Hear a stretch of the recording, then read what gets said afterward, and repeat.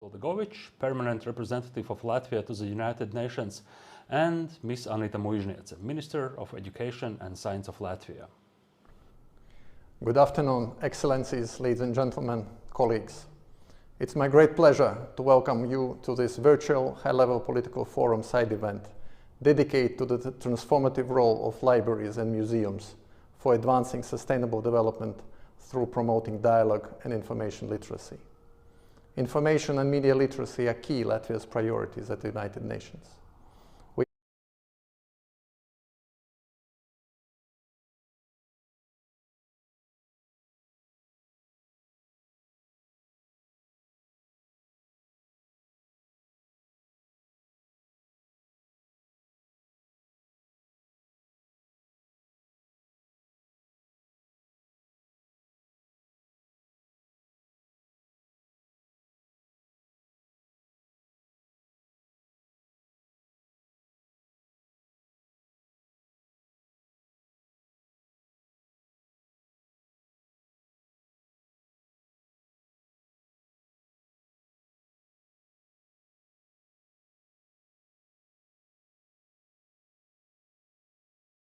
We are proud to be among the frontrunners in responding to UN calls to counter misinformation and disinformation, and to have contributed to elevating this issue on the UN agenda.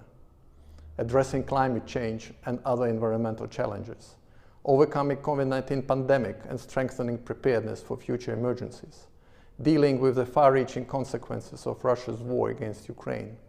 All these efforts require awareness and skills for navigating an increasingly complex information environment.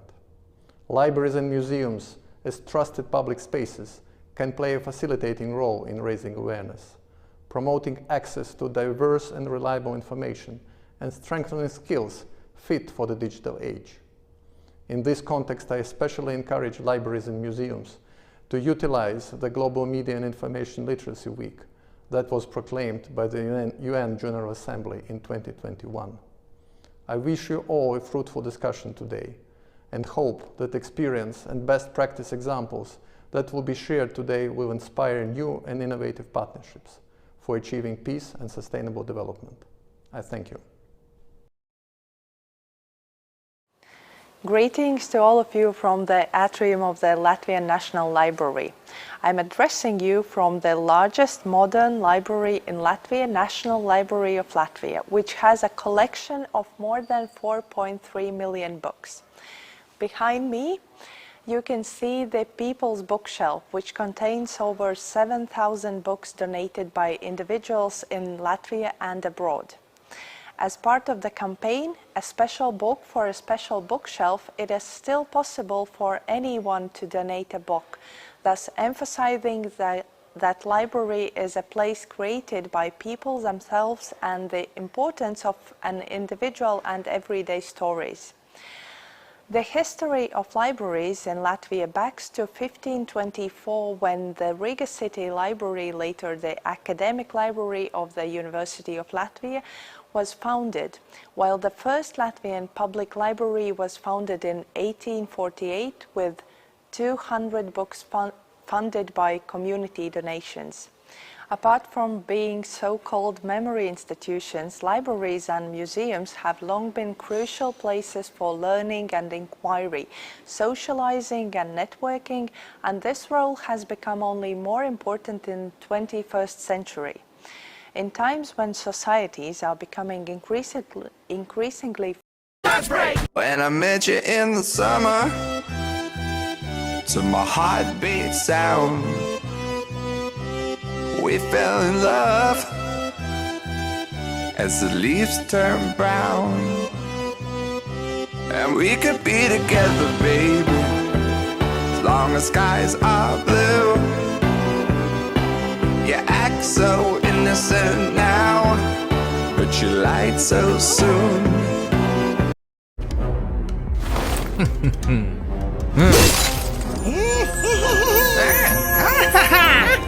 You're rich!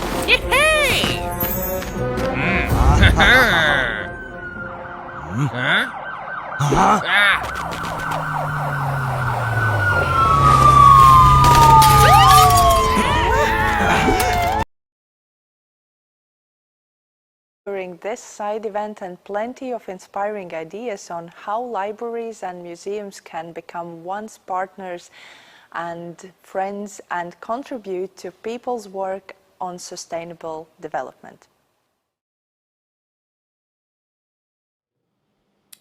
Now, as I mentioned in the very beginning, culture is not a very prominent topic in SDGs. Culture as a goal is mentioned only in SDG 11.4, which is strengthen efforts to protect and safeguard the world's cultural and natural heritage. The other SDG, which is highly relevant to culture, is 4.7, ensure that all learners acquire knowledge and skills needed to promote sustainable development, including through education for sustainable development and sustainable lifestyles, human rights, gender equality, promotion of culture, of peace and non-violence, global citizenship and appreciation of cultural diversity and of culture's contribution to sustainable development. The language used in SDG 4.7 provides a strong hint that cultural sector, especially through educational activities, can play a transversal role in achieving all of the SDGs. Often the impact of cultural sector is indirect, which is why it's so tricky to quantify and report this impact, but can be very powerful. For example, I would argue that a library program promoting environmental awareness can actually have much greater impact than a library mounting a solar panel on its roof. I think the greatest power of culture lies in that it can address societies through the language of arts, whether it's music, visual arts or literature, which is a very different language from the language used by politicians, scientists or media, for it can touch not only people's minds, but also hearts and souls. Culture can be a powerful instrument for societal change. However, it also means that the power of culture should be applied very responsibly. Culture, as all great powers, unfortunately can also be misused or even weaponized. So, it is of utmost importance that culture always serves a greater good. The Constitution of UNESCO states, since wars begin in the minds of men, it is in the minds of men that the defenses of peace must be constructed. I think this very powerful message is all the reminder we need to recognize how extremely important the culture is for SDG 16, promotion of just, peaceful and inclusive societies. At a time when societies are becoming increasingly polarized and fragmented, when we are being torn apart by pandemics and military conflict, culture can be the healing power we all so desperately need. It can be the needle to mend our ripped social fabric. And healing can only start when we come together, talk things out, and try to understand each other. For this, however, we need a safe environment. And we believe that libraries and museums are exactly such safe spaces, where reconciliation can take place, where people of different backgrounds and generations may freely explore knowledge, build information and media literacy skills, form opinions, and share their views in a respectful dialogue with other people, including in digital space. Why is it so? We believe that the core element here is the trust that both libraries and museums enjoy. Surveys of public opinion routinely rank libraries and museums as one of the most trusted public institutions, far ahead of governments, courts, and even armed forces or media. Therefore, trust and the reasons libraries and museums generate trust will be a central topic throughout today's discussion. This leads us to another important angle, that libraries and museums, both because of their public service mission and because of the trust they enjoy, can be very effective in achieving SDG 17, revitalizing the global partnership for sustainable development. Libraries and museums can be excellent partners for almost any kind of social initiative, and we will show you some examples today.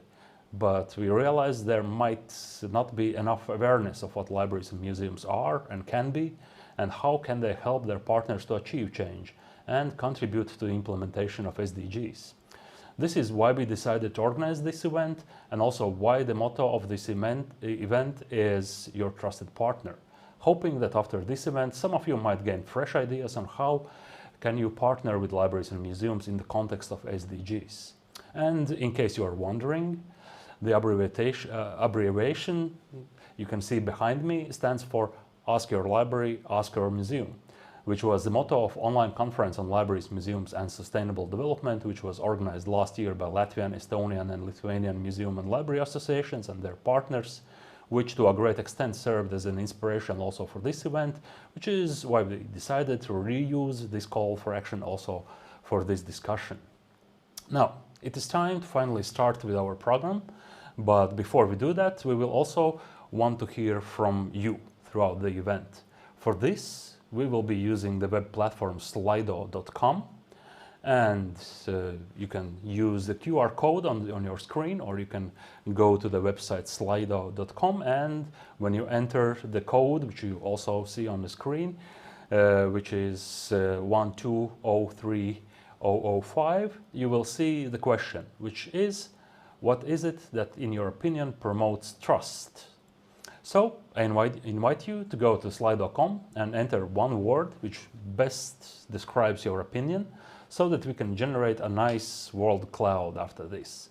Also, you can leave a question or comment for the discussion, which will take place at the end of the event on comments section on Facebook and YouTube live streams.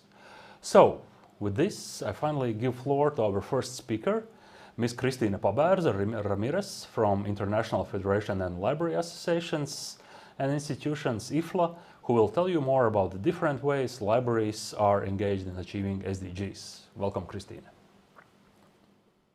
Thank you, Uldis. As Uldis said, my name is Kristīne Pabērze Ramirez. I am with IFLA, International Federation of Library Associations and Institutions. And at IFLA, I take care about the library map of the world. The library map is a resource that, among other things, provides an insight into how and at what scale libraries contribute to the sustainable development. And this collection of more than 50 stories about library projects and programs is a source of information for me that I'm going to share with you today. Sustainable development is all about caring for people and making our world a better place to live. It is about leaving no one behind and providing opportunities for growth. Libraries worldwide, they serve a number of crucial services, including awareness raising and access to information, safeguarding cultural heritage, promoting Later, the academic library. Those are some of the core functions of library, and they tie in very closely with the ways how the SDGs promote change. Libraries build strong partnerships based on their own values, such as non-discrimination,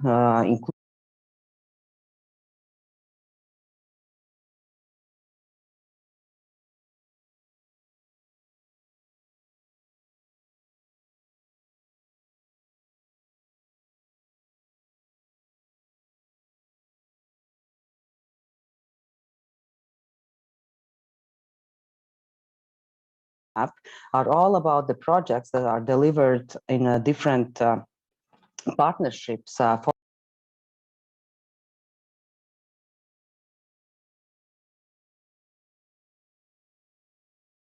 inclusion or equal opportunity.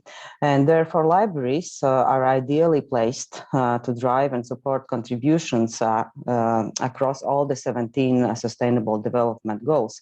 And they do.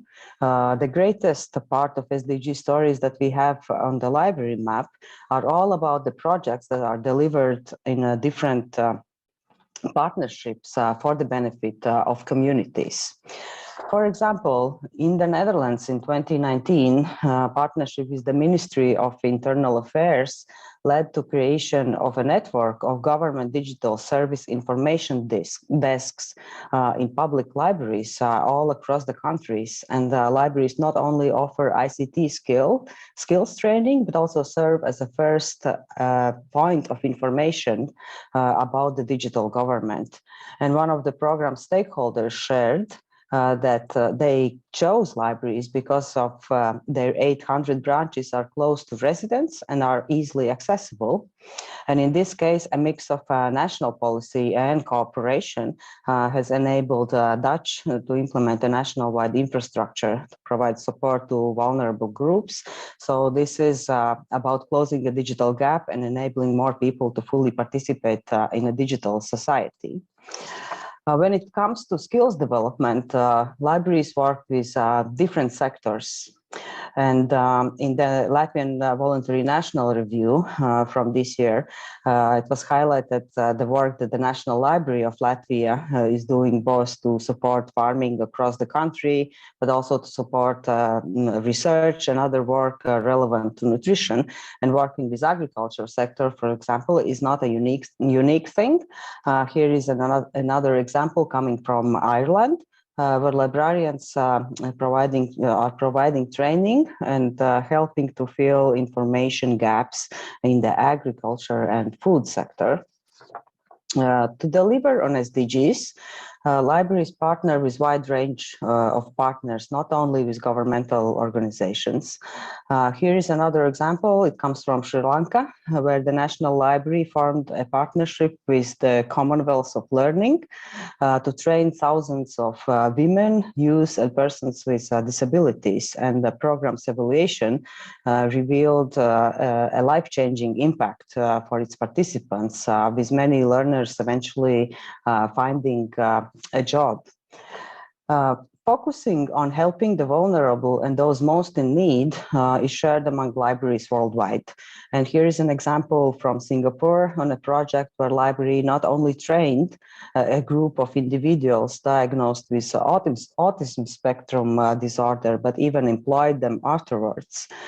Singapore's National Library Board partnered with the Autism Resource Center and provided new learning and work opportunities for these people with special needs.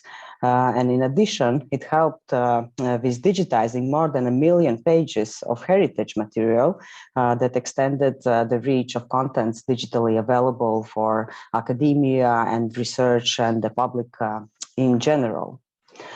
Another level of partnerships is a municipal level. And here is an example from Germany, where the library joined the project developed by the city municipality called Future Training Opportunities, which is aimed at integration of refugees and migrants in Germany. And this project has actually resulted in the program's participant choosing a library as a place of work. And some of them already became full staff members in the library. Here I want to say that, and it's important to mention that libraries not only partner themselves with other organizations and with different types of organizations and groups, but they also connect and help establish partnerships. An example of such is the project from Argentina, where library brought together younger and older generations to facilitate skills improvement among seniors. And it was not the library staff who was doing an actual training in this case, but these were young people. And one of the program's participants shared that no one at home had the patience to teach me how to use a smartphone. I learned a new language of technology, but also had a place to socialize and make connections. Latvia's Voluntary National Review stressed the importance of libraries as spaces open to everyone and resources for building cohesion. And libraries are spaces for discovery and dialogue. And it was already years ago during a research study in Latvia that we found that about 20% of people or library users, they go to library just to talk to a librarian. And this proves has not been changed.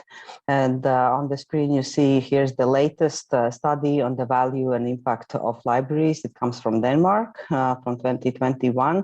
And some respondents shared during this study that I come here every day instead of going home to an empty home, or it's a place that wants the best for me. And it is true, libraries want the best for their users. Libraries want the best for their communities, even in times when we cannot leave our homes physically to go to the library. In India, when the COVID lockdown hit, a single staff library connected more than 200 children on WhatsApp to provide online knowledge sharing and learning activities. And parents confessed at the end of the project that it not only helped to improve children's skills and talents, but that it helped them to keep their children active and happy during the lockdown time at home. Librarians leave their libraries to serve communities in places where people are. In this example from Philippines, the National Library is providing services to support the street children and out-of-school youth in the local park. So the library's book cart goes to the nearby park at least twice a week to work with this vulnerable group. And not only children developed an interest in attending school again, this program had a broader impact. According to the surveyed park guards, the children and youth have begun to follow the park rules and became more respectful both to each other and to the environment. Librarians make efforts to bring libraries to places where there were no libraries before. And I believe you will hear today about the project Traveling Libraries in the Galapagos Island. And this project has brought the first library to the island's only local school, which helps supporting school curricula. Schools are another big partner for libraries. Mobile libraries are there to reach remote places. In Colombia, as part of the peace process, the Mobile Libraries Project seeks to contribute to a construction of peace in the rural areas and rural communities that suffered from the armed conflict, to promote social capital through library services and through culture, and to contribute to reintegration of ex-combatants back into a civilian life.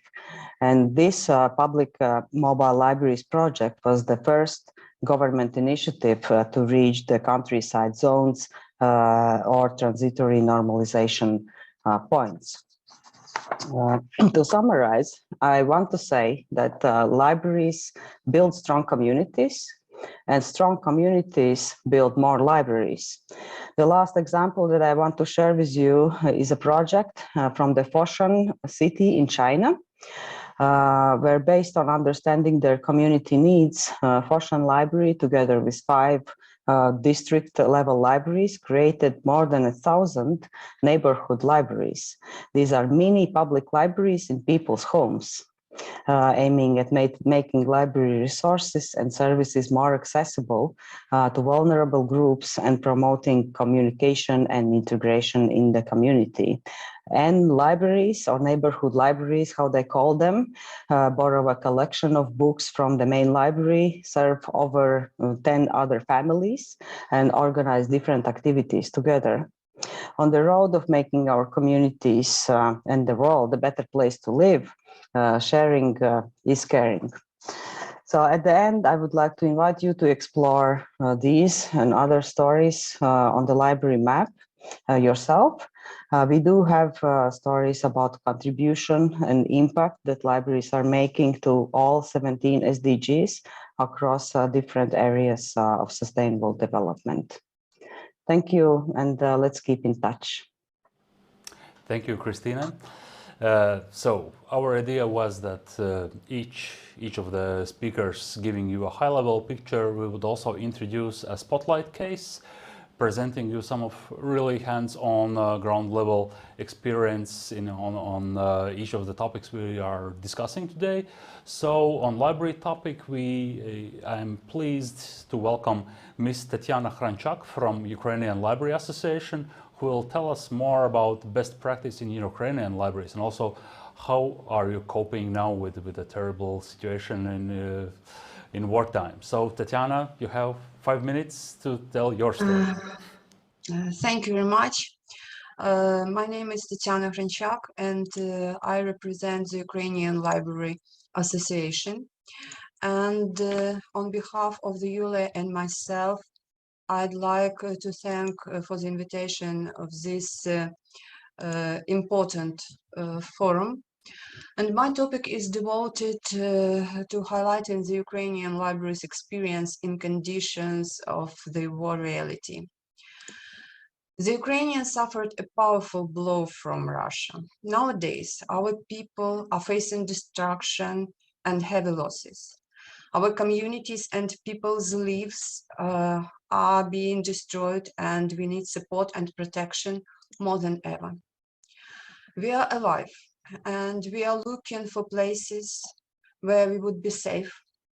We are looking for shelter, a point of support that would help us not to get lost in this mess and not to lose ourselves. Libraries created thousands of years ago to support the vitality of communities. Today help Ukrainians to survive in war conditions and provide protection, physical, informational, psychological, spiritual. And in the era of Zuckerberg, the limits of the capacity of various institutions and organizations are determined by their ability to establish network interaction. In addition to the fact that partnership and network interaction contribute to the development of civil society, they are the organizational basis for libraries to fulfill their main purpose, serving the sustainability of their communities. It is noteworthy that the slogan of the Ukrainian Library Association this year is Library, Joint Action for Your Dream. And the dream of all people of goodwill now is to win this terrible war. The Ukrainian Library Association built a network of partnerships that include volunteer and charity organizations, state authorities, publishing houses, universities departments, non-government organizations to help Ukrainians survive and win. Beyond the fact that many libraries are literally providing physical protection as bomb shelters, many of them from the first days of the war also became hubs of volunteer activities. Together with volunteer organizations, librarians, their readers, and residents of communities collect and make clothes and products for refugees and for front. In this way, a community of practice is being built, which forms a sense of unity that is important, first of all, for new members of the communities who left their homes to escape the war. This contributes to their social integration into the community in a new place and creates a sense of security.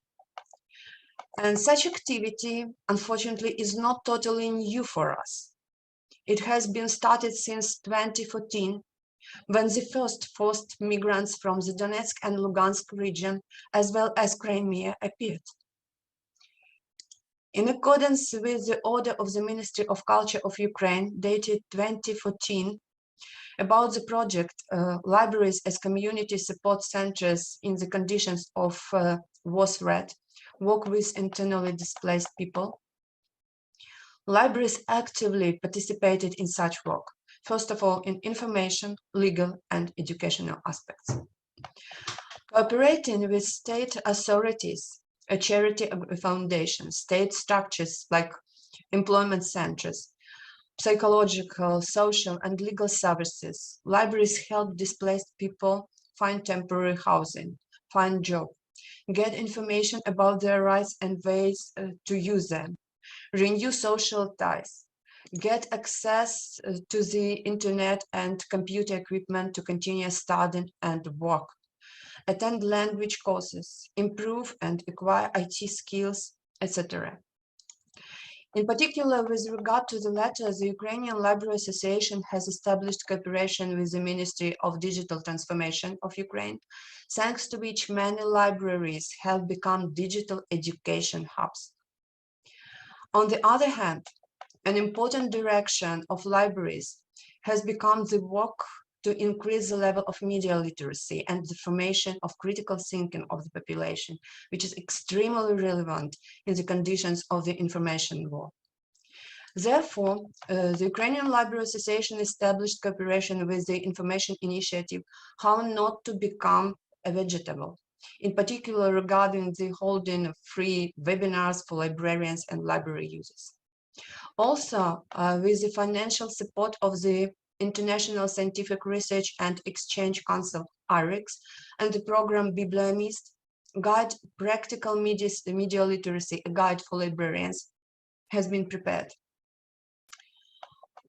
Recent social conflicts and crises have brought up issues related to cultural characteristics, spiritual values, and ideas which in fact determine the identity of a community. The basis of self-awareness and the defining of the place in the social coordinate system is memory. Library is a social institute of memory and preserves the documented memory of humanity. For libraries, balanced comprehensive activity in the field of preservation of cultural memory and national identity, the Ukrainian Library Association established collaboration and partnership with the Ukrainian Institute of National Memory, and an appropriate scientific and practical guide has been published. The partnership is a basis for survival and future recovery of libraries themselves, many of which have suffered due to the war. A lot of libraries' funds were lost, buildings were destroyed and damaged. These shots are just some of many cases. Due to the Russian aggression, 9 public libraries are completely destroyed, 115 heavily damaged, 124 lightly damaged, and more than 4,000 are under occupation. An important achievement of the Ukrainian Library Association was the establishment of interaction with partners for the preservation of library and information resources, assistance to libraries to maintain service, organization of efforts to restore damaged library buildings and lost library collections.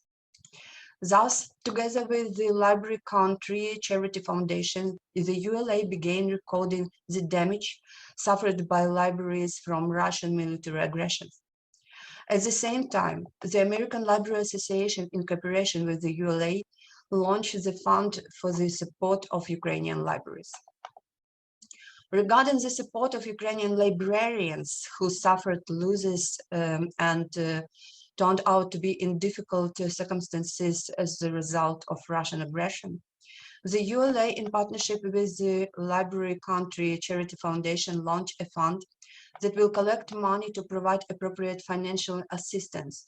And on May 25th, this fund collected and handed over 350,000 hryvnias, or $11,000, to 150 librarians. And we also received 340 applications more from librarians in need. So to conclude, experience proves that partnership is a demand of our reality. Our libraries felt strong support from the entire library community, and we thank all our partners, Latvian colleagues who were among the first to support us, for their solidarity with Ukraine. Thank you also for the invitation and the opportunity to present our experience. Stand with Ukraine. Glory to Ukraine. Glory to heroes. Thank you. Thank you, Tatiana, for your touching story, and I can confirm that we are with you and we wish you to be strong, and Slava Ukraini. So,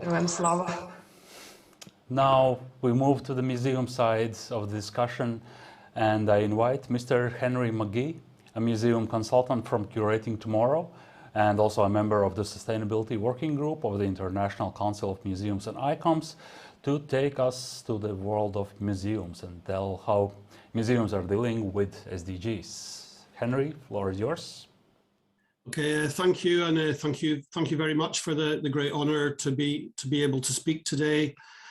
So yeah, I work as a museum consultant, really trying to unlock the potential, the huge potential of museums to support sustainable development agendas. And one of the main ways I try to do this is I write this series of free guides that you can get from my website there. But I just thought I would mention the first one, which is shown in the top left there, Museums and the Sustainable Development Goals, because I spent a long time in 2019 thinking, well, how do the activities of museums connect with the Sustainable Development Goals? And I think it comes down to 7 main ways: how they protect and safeguard cultural and natural heritage, how they promote education, which of course is lifelong, how they promote cultural participation for everyone, which is a human right, how they support sustainable and responsible tourism, how they support research that helps achieve sustainable development outcomes, how they make their own daily operations contribute towards a sustainable future, and how they work with others in partnerships and collaborations to help sustainable development along. And so through these 7 activities, I reckon that contributes very directly to roughly 1/3 of all of the Sustainable Development Goal targets, all 169 targets. But we can also say that just as with education, culture and participation are really fundamental to the achievement of most, or very likely all, of the goals and targets. So as a few people have mentioned, culture is a cross-cutting consideration. But what I'd like to do to talk about today is to take a step back from museums and look at some of the calls that we find in very many international agreements, from the Convention on Biodiversity, the Framework Convention on Climate Change, the Refugee Convention, the Convention to End Discrimination Against Women, the UNDRIP for the rights of Indigenous peoples, the Convention on the Rights of the Child, and others. All of these agreements, these international agreements, talk about specifically the importance of education, freedom of expression, access to information, inclusion and participation in all of these agreements. We find it more recently in our common agenda and in the call to action for human rights, which are calling for a renewed social contract between authorities and the public. Similarly, we find it again in the outcome recommendations from Stockholm Plus 50 held just a few weeks ago, which said that we need to look to rebuild relationships of trust for strengthened cooperation and solidarity involving people and communities everywhere. But why is it that we see the importance of education and participation and inclusion in all of these agreements? Why do we see it in so many of these? Well, on one level, it's because they relate to very well established human rights. These include the right to education, freedom of expression and the right to information, the rights to participate in cultural life, and the right to participate in public affairs. And these are all rights which have existed for more than 70 years from the Universal Declaration of Human Rights. On another level, participation makes practical good sense. Participation helps make better decisions, it helps build legitimacy of decisions, and it helps to raise ambition, strengthen ownership of these decisions across society, and help them be achieved. But such participation, as we find in these many agreements, has not always happened. Too few people are aware of their human rights or the rights of others. Too few people are aware of governments or other authorities' agreements and commitments. Too few people have opportunities to contribute to decision making. The words have not always translated into concrete action. But on a practical level, again, governments often lack the physical spaces for day-to-day contact with people and communities.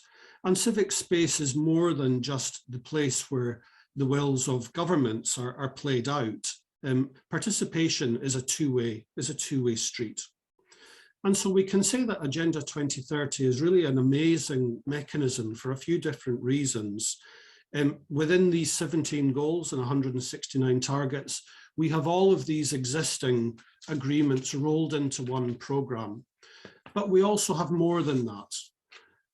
The agenda recognizes and really emphasizes the right to development, which emphasizes that people need to be involved actively, freely, and meaningfully. And this phrase, active, free, and meaningful participation, really gives us a very good guide. And it means just that taking part has to be active in that people are not just passive consumers. It has to be free in that it's both free from interference and manipulation or censorship, but it's also where people are free to be imaginative and creative. And it has to be meaningful in that it influences the outcome. And it has to be participatory because it's about doing it together. It's about our collective imagination, debate, and decision-making for our collective common future. But where practically does this take place in society? And so I'd like to turn to a famous quote from Eleanor Roosevelt from a talk that she gave in 1958 called The Great Question. So where, after all, do universal human rights begin? In small places close to home, so close and so small that they cannot be seen on any maps of the world. Yet they are the world of the individual person, the neighborhood that he or she lives in, the school or college that he or she attends, the factory, farm, or office where he or she works. Such are the places where every man, woman, and child seeks equal justice, equal opportunity, equal dignity without discrimination. Unless these rights have meaning there, they have little meaning anywhere. And I always find this an extremely powerful quote, but let's think, well, where does this practically happen? Where do these universal rights to participate, to take part, to take part in public affairs, where do these rights begin? So let us be specific. And I suggest that museums are one of these places, or at least they have the potential to be. They can turn these calls for inclusion, participation, and to leave no one behind into real experiences. They can support people's rights to education, to information and freedom of expression, to participate in cultural life and in public affairs through their active, free and meaningful participation. But why museums? Well, museums are an existing infrastructure. There are around probably just under 100,000 museums worldwide. That's a lot of museums. They reach huge numbers of people. Probably around 2 billion visits are made each year to museums. There are big ones, small ones, science museums, agricultural museums, art museums, history and archaeology museums, and very many more. There are small ones that are run by communities, as well as non-traditional forms such as open-air museums and eco-museums. They are much more than places that store old things. They're places where people, often strangers, come together to explore and express their humanity. They are places that connect people with the past, the present, other places, other cultures, and with one another. We can say that the transformation to sustainable futures relies on people's involvement. That means that we need spaces where people can explore both the world as it is and to debate and decide upon the future that they want. Sustainable development relies on radical creativity and joint decision-making. It needs everyone's ideas. And that is surely what active, free and meaningful participation means. And so I'd like to share a few of the different ways that museums can bring policy agendas and people together. So this is a small museum in Lancashire in England called the Whitaker, formerly quite a traditional museum that had a redevelopment in 2021. So it continues to do many of the familiar things of museums, exhibiting the natural and cultural heritage of the area, but it also reminds people about their human rights. And it talks about the Sustainable Development Goals, and it invites people to ask questions. What questions should we be asking right now for our community and its future? And I highlight this example just to say that the small places close to home really can be the very small places close to home, that sustainable development could be something that is applied to all museums around the world, all 100,000. Or secondly, to highlight an exhibition that is still on show at the Ethnography Museum in Stockholm. So at the same time as there was the Stockholm Plus 50 summit just a few weeks ago, which was a political summit, so it was not accessible to the public. Just almost by coincidence, there was this exhibition about the same topics, about the relationship between people and the rest of nature. So it covered a lot of the same ground, but in a much more inclusive way. And the third example I'll give here is from a project that was done for COP26, the Climate Change Conference, which was a competition that was launched in the year before, asking people around the world to reimagine the museum as an institution for climate action. So the reason I raise this as an example is to say that we can also invite people to reimagine the institutions that ultimately are supposed to serve them. And I really like the image on the right-hand side there, which looks across from a small model in the exhibition across to the COP26 venue. So we see here a range of different ways that museums can be more or less closely tied to local and global sustainable development agendas and challenges. Museums can help localize the agenda and the SDGs to local contexts with cultural considerations and to local challenges.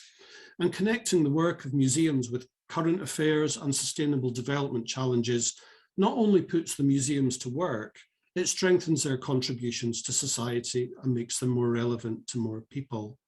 Everyone can ask their museum what it is doing for sustainable development, or to tell it what they would like it to do. Upholding Agenda 2030's promise of active, free and meaningful participation ensures that museums bring people into public discourse and that institutions, culture and heritage are not simply being used as blunt instruments to deliver policy agendas. By aiming to be safe spaces that can be respectful of differences within a general commitment to the equal rights of everyone, museums can be places that not only have the easy conversations, but help people have the difficult ones too, to ensure that people can draw on culture and heritage as tools for peace and stability rather than hatred and division. A sustainable future will not happen by accident. We have to make it, and we make it together. Museums can help ensure that this truly is a sustainable future, shaped by everyone, benefiting everyone, and built by everyone, and where no one is left behind. Thank you. Thank you, Henry. And again, we move from the high-level picture to the local case, which will be provided this time by Miss Lolita Thompson from Jānis Lipke Memorial Museum here in Riga, Latvia, who has joined me here in studio. So I'll... Hi, thank you so much. Thank you. Happy to be here.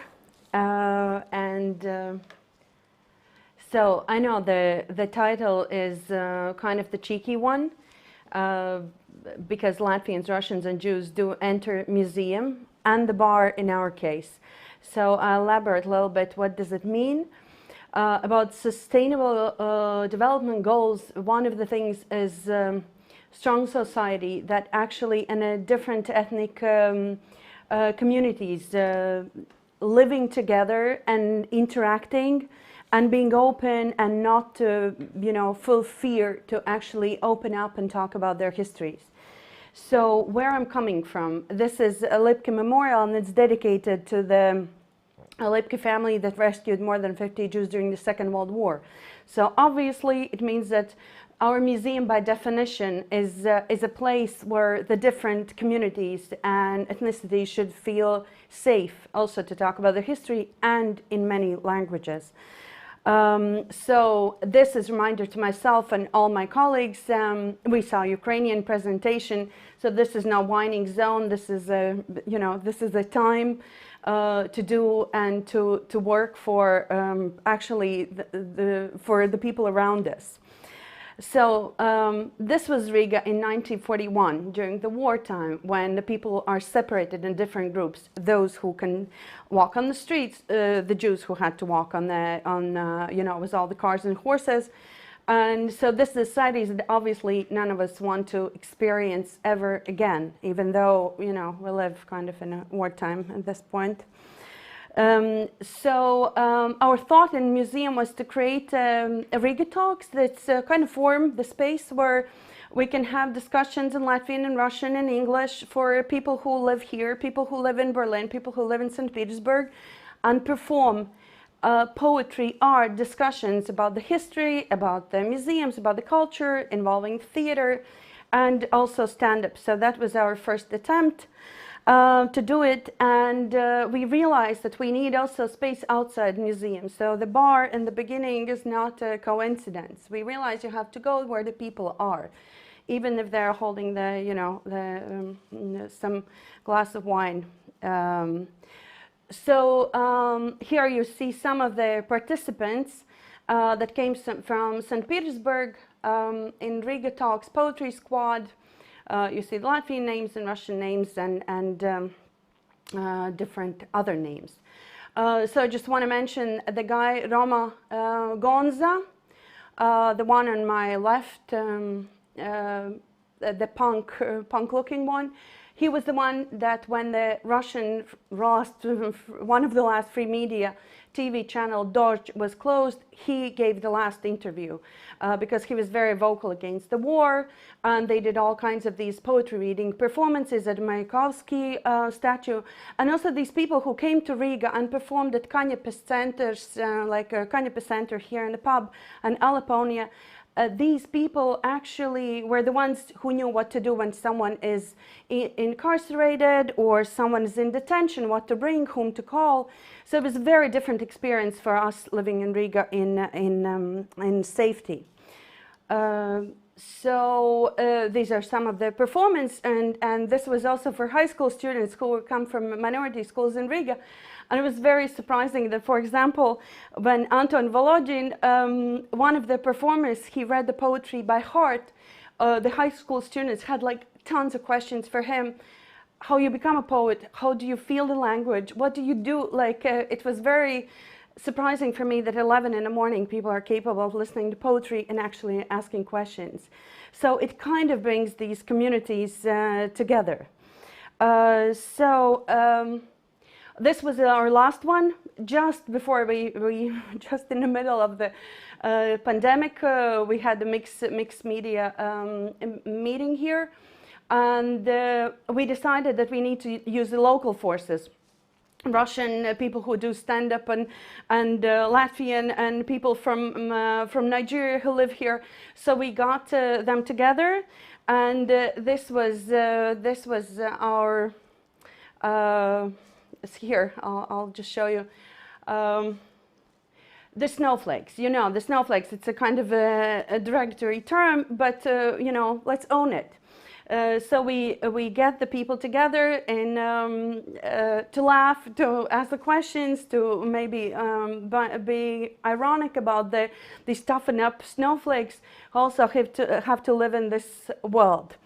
And what was important is that it's not only the movies and discussions about that, but that once you are in a space that I hope museum provides, the space where you can be open and meeting other people. So it strengthens communities. It kind of minimizes these different stereotypes about each other. And it kind of makes this museum the space for different people to come even when they're struggling in society, and they can come together. So as I know it doesn't have translation, so it means show me where you hurt, and there's the poetry, Ukrainian poetry, Russian, Latvian, together, and it was also one of the few events just before the pandemic strike, and we have a total lockdown. Yeah, this is what I wanted to say, and this is our kind of with the view to the future, that we want to have a House of Courage, to have an open space for people to meet and have educational programs now, and hopefully one day we'll meet all of you, and you know, and the situation will be much better, and the people who are persecuted now and people who are killed now actually. So I don't know, we can commemorate them and also to build a different society.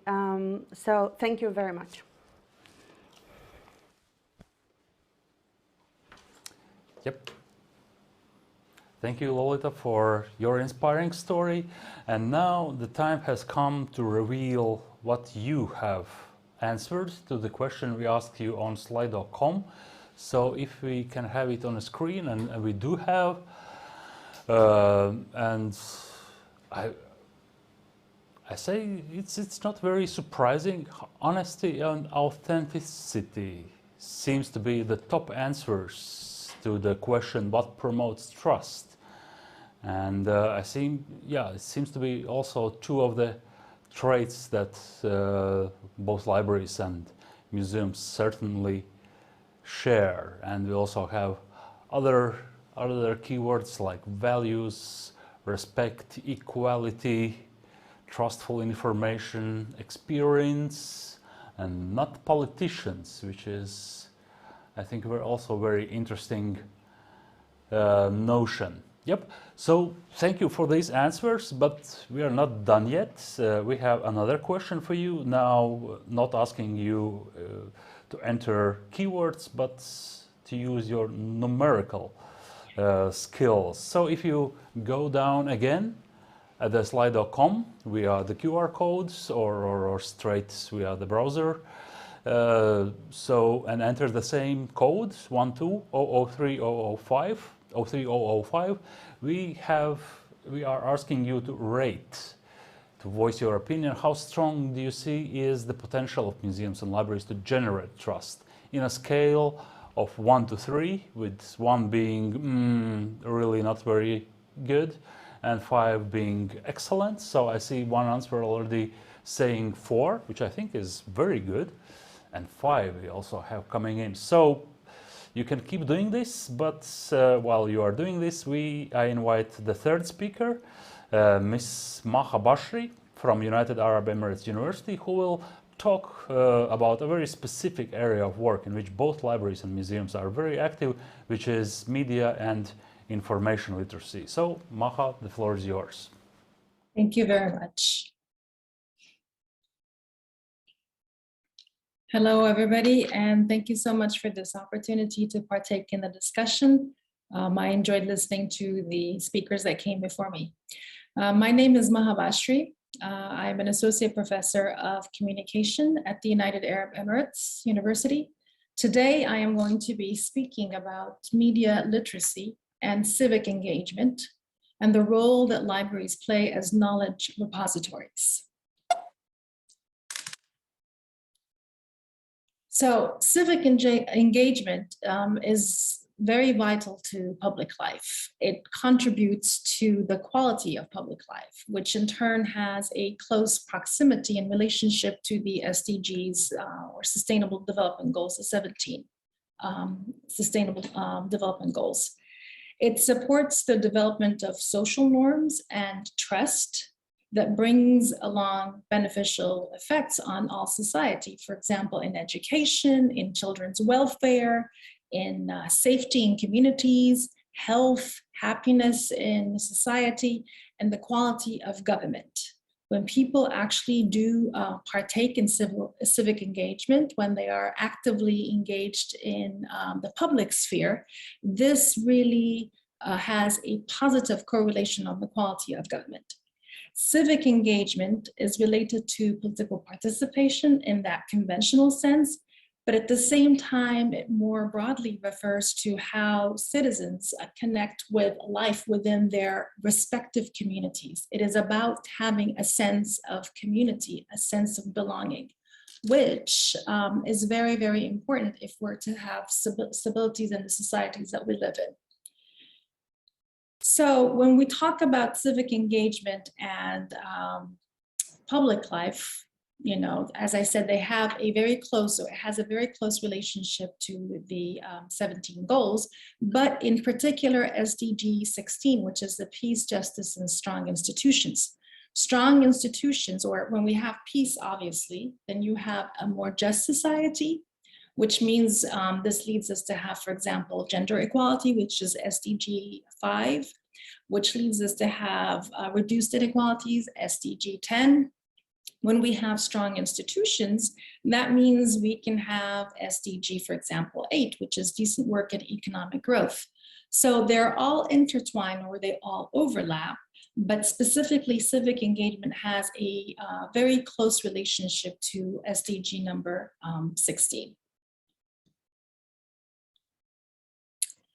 So when we talk about media literacy's role in civic engagement, media literacy is both formal and informal educational experiences that citizens have, which contribute to building their knowledge, their skills, and their attitudes that are associated with civic engagement, with being part of their communities, with being vocal, with having voice, with having agency.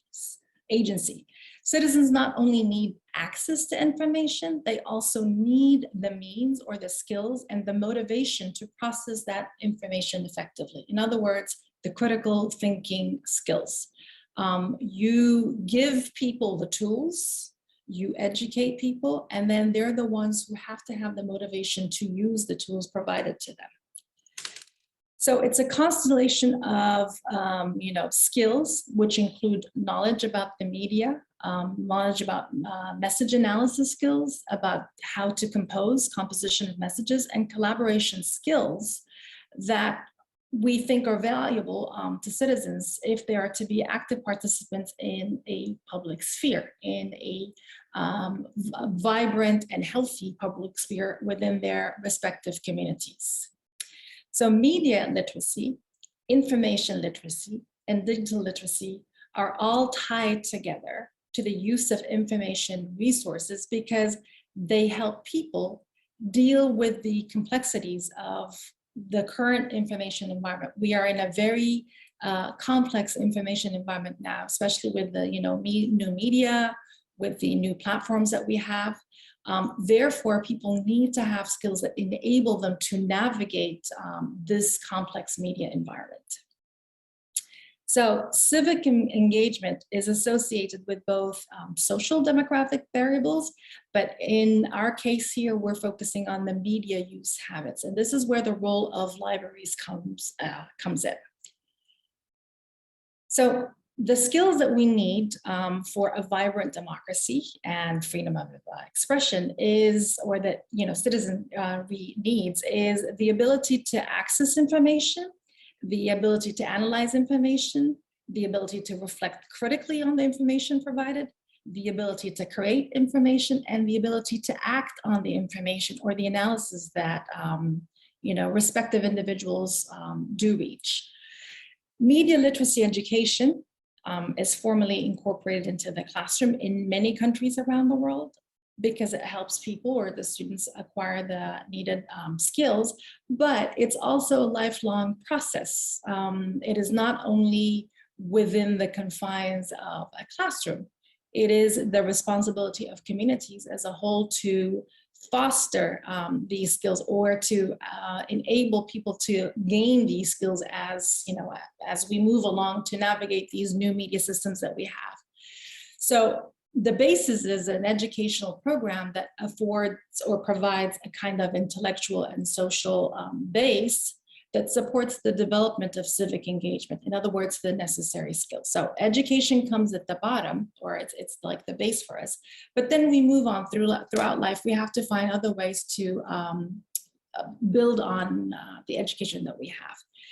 Media literacy helps citizens gain direct experience with practices, especially now of online media, in publishing, in discourse, in debate, and in collective action, while at the same time agreeing to disagree, having respectful discourses, having or looking into different narratives and looking into issues through different lenses.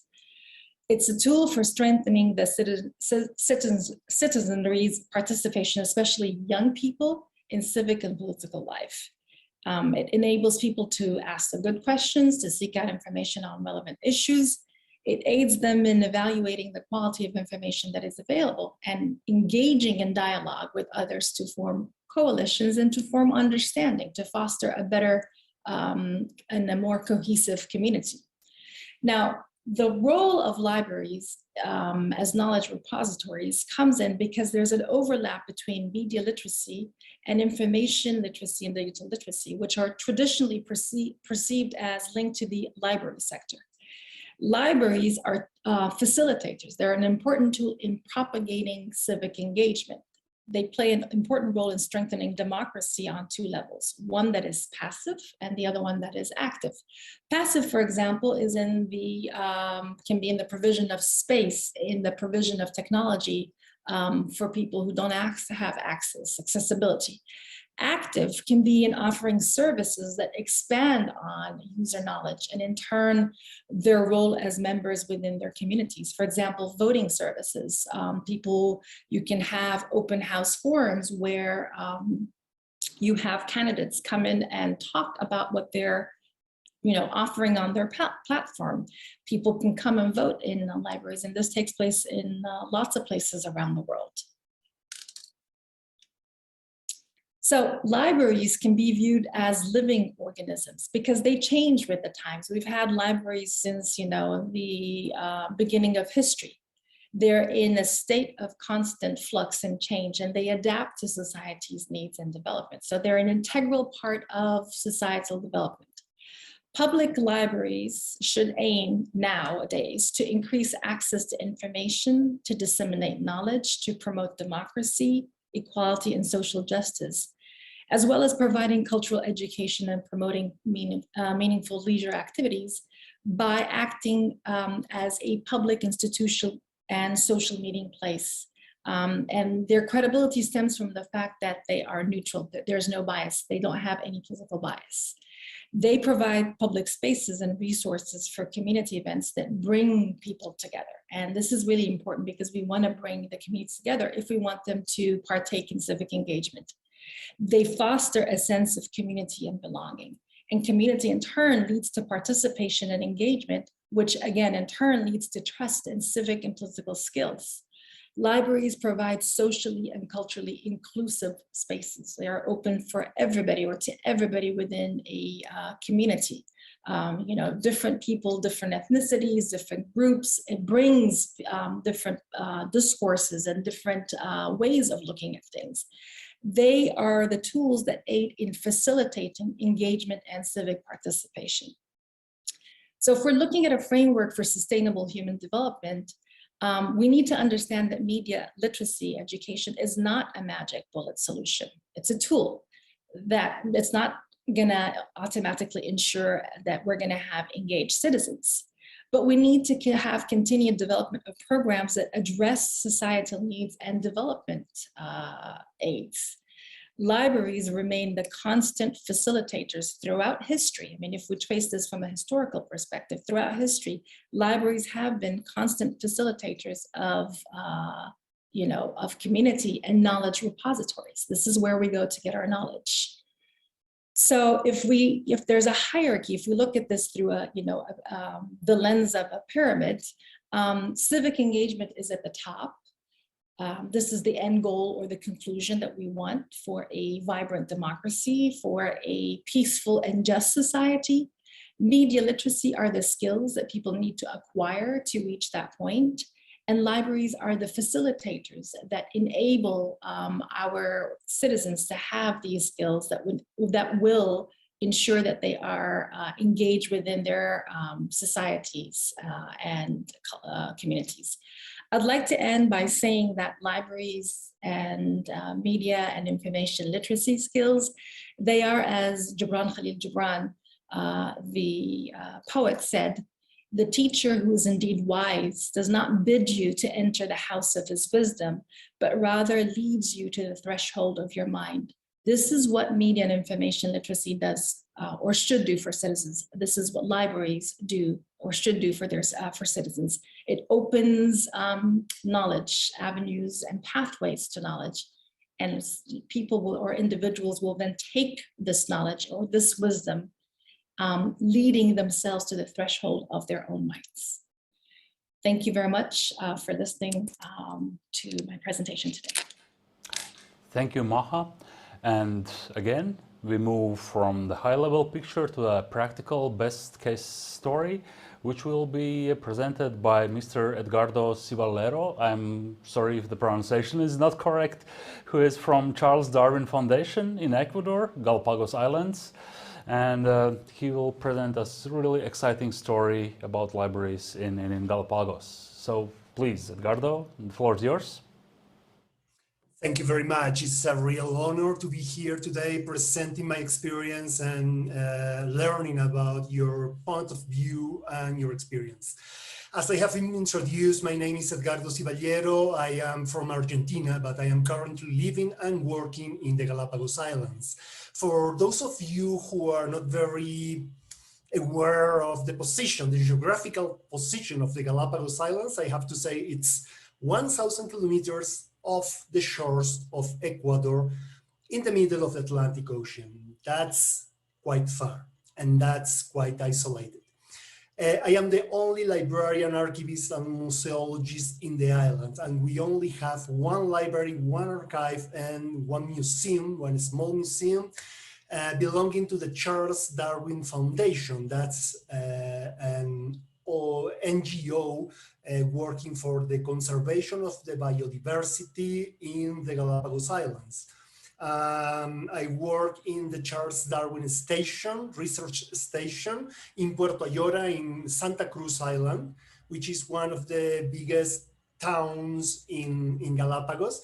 There in the research station, we have this building where I manage the library, the archive, and the museum. The only ones active right now in the islands and the oldest one.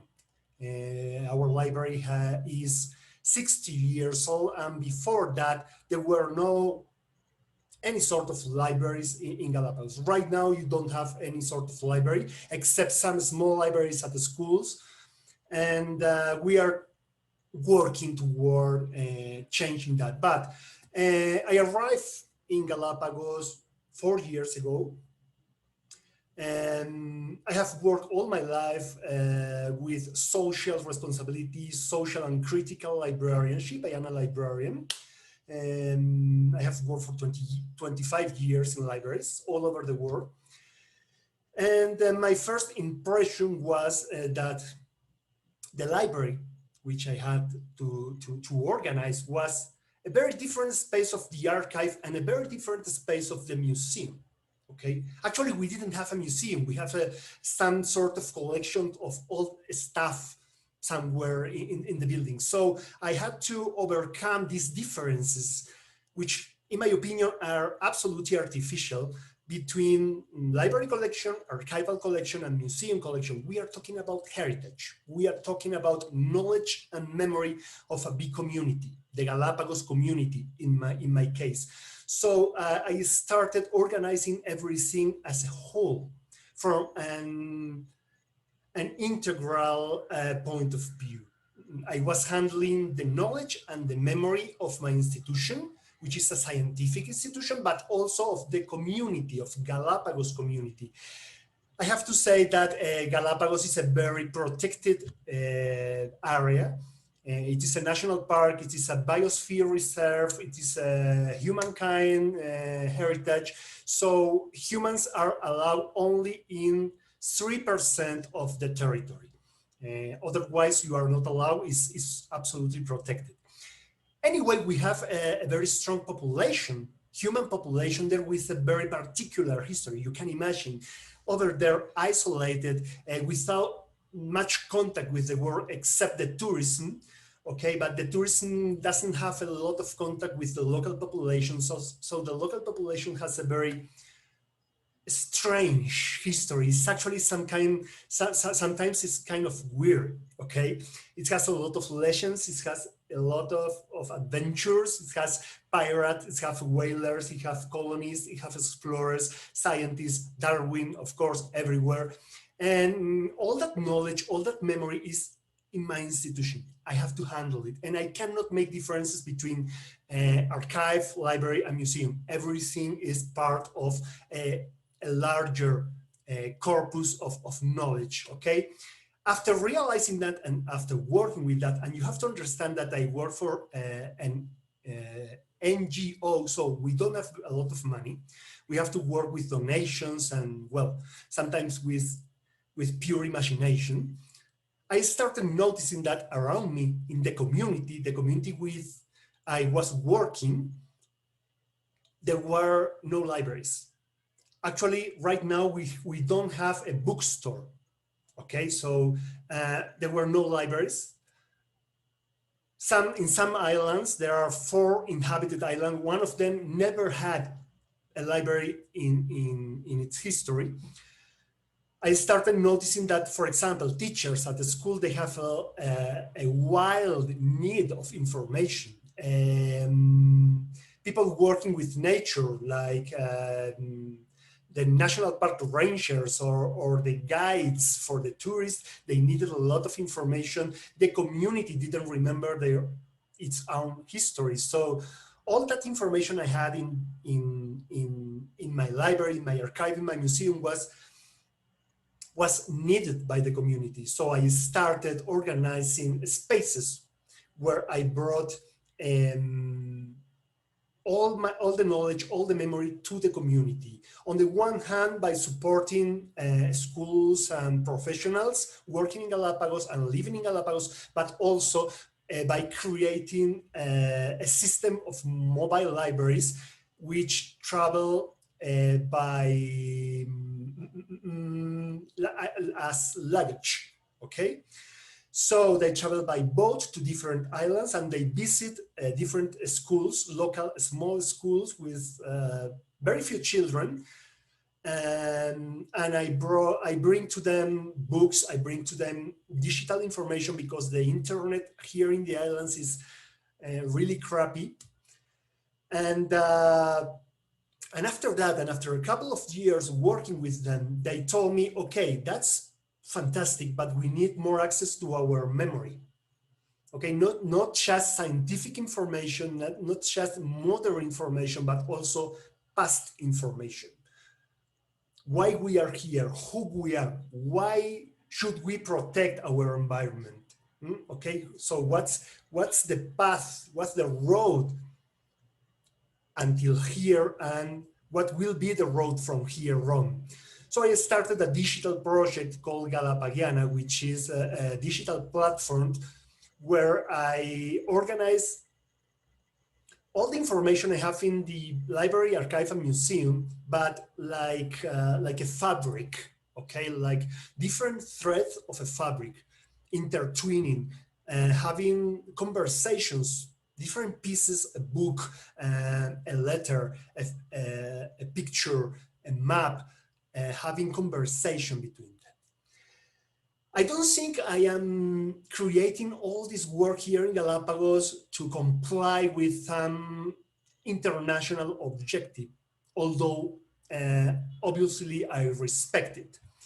I think I'm doing all this because of my own commitment with the community, because information is power, knowledge is power, and I know that in my library, I have a lot of knowledge that can change how people in Galapagos see themselves and how people in Galapagos see their territory.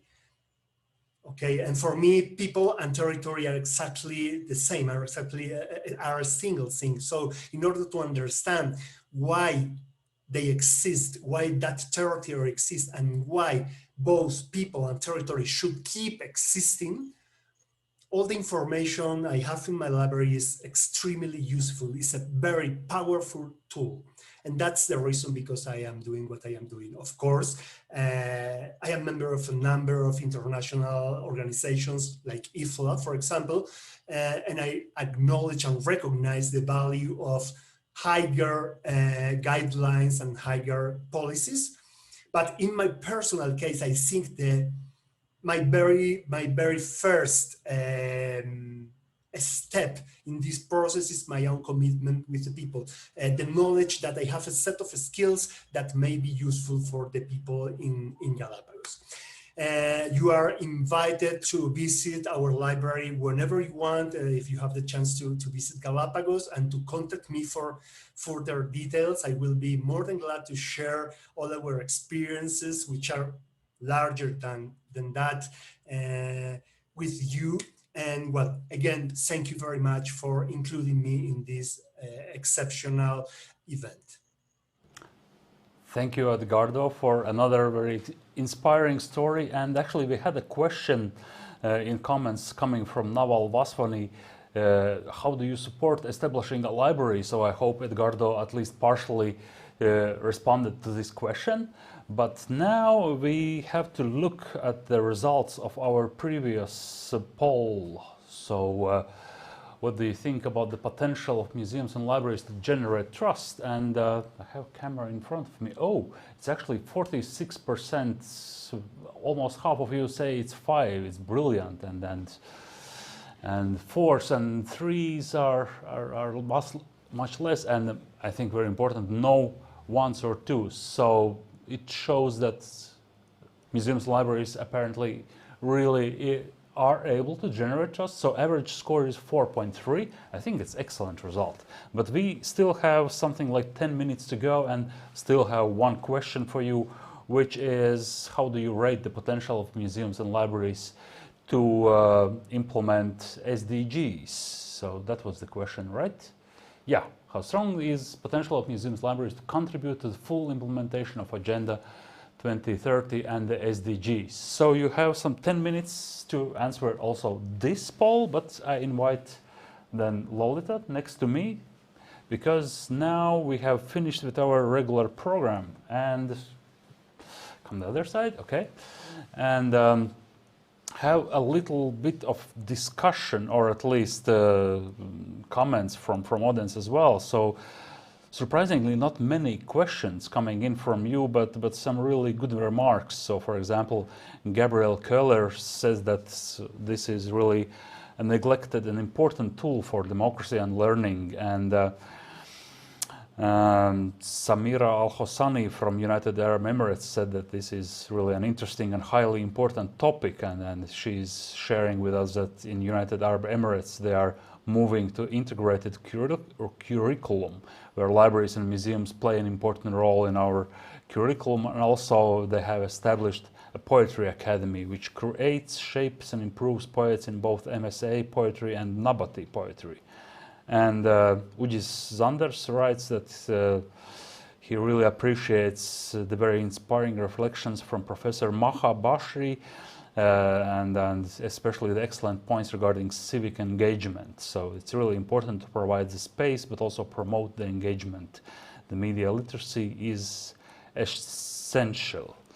So, and actually we had also a written comments coming in. There are comments from Facebook also, Oh, okay. especially for Ukrainian colleagues. Inga Surgont about the amazing determination and professional capacity in these extreme circumstances. Thank you for sharing the experience of Ukraine. Zana Greenwald, and also to Ukrainian colleagues, thank you for sharing, and thank you for work you do in times of war, in times of threat to cultural heritage. That's Facebook comments. Yeah. Yeah, and also it seems that people are really enjoying and appreciating the practical examples. So I think we found a fine balance between high-level stuff and really practical examples. Sure. And we have a written comment coming from Government Libraries and Information Network of Jamaica. So they acknowledge that libraries can and should be at the heart of SDG implementation, and that the implementation of SDGs requires whole of society approach that emphasizes the importance of stakeholder action to the long-term achievement of the goals. And they see that libraries are at the intersection of implementation, facilitating and coordinating activities through their regular operations and special projects, for example, disseminating information to aid food production that contributes to food security, providing space for training of youth and persons from vulnerable communities. As information repositories, libraries also store resources for cultural development, economic growth, and public information related to governance and civic life.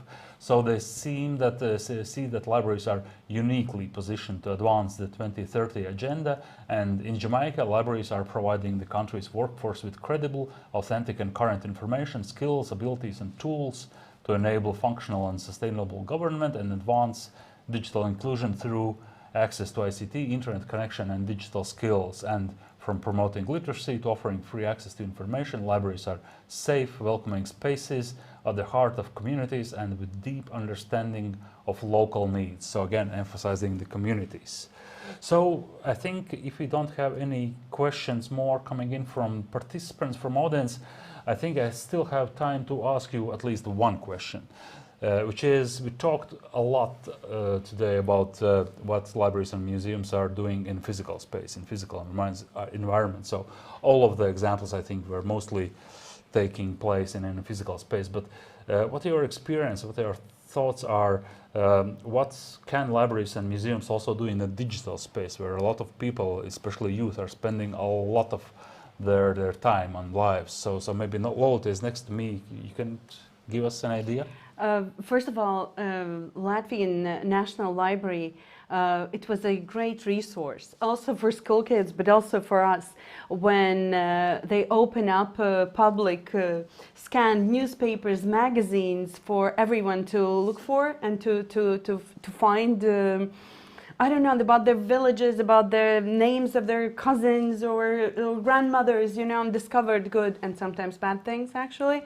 So I think it also builds like belonging in community. I found my great-grandfather, how he's in Soviet newspaper telling how bad the ovens are built in Ventspils. He's critical, you know, of course. It was like, no, but it's one of the ways how you belong to the community. And for museums, I think the museums learned a lot to do, to provide the lectures and the different ways how you interact with public when they can't actually come to the museum. So now it's people are surprised, like, you're having event and it's not streamed live. Hello, I'm in, you know, in Liepāja or somewhere else. I need that. I need this availability, and that's true, actually, obviously. Mm-hmm. So I think one of the ways is you find your audiences. And it's not in Riga or in Latvia, they could be everywhere, actually. Yeah, like this event. So I think Edgardo also mentioned the digital resource on Galapagos he is developing, and I really like the connection. So it all started physical community work and so on, and it's kind of naturally led also to digital presence of this project. But maybe Christina, you have anything to add from your IFLA map? Yes, I think libraries are as good in physical environments as in virtual environments.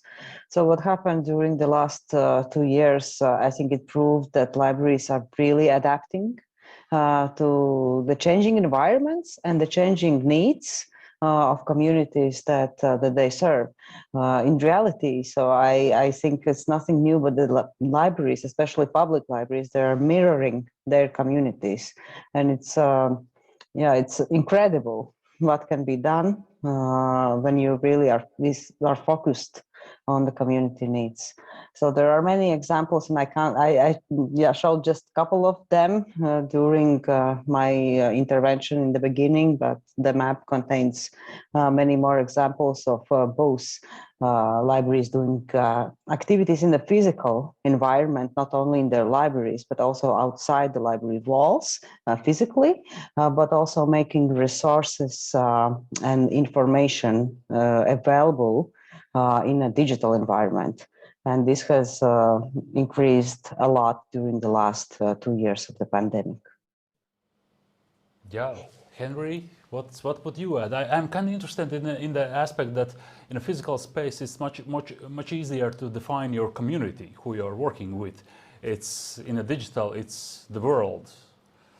So yeah, so I think, yeah, so what I would say there was, like, because of collections are a kind of distributed knowledge resource, that because SDGs 14 and 15 are under review this year, I'll mention them.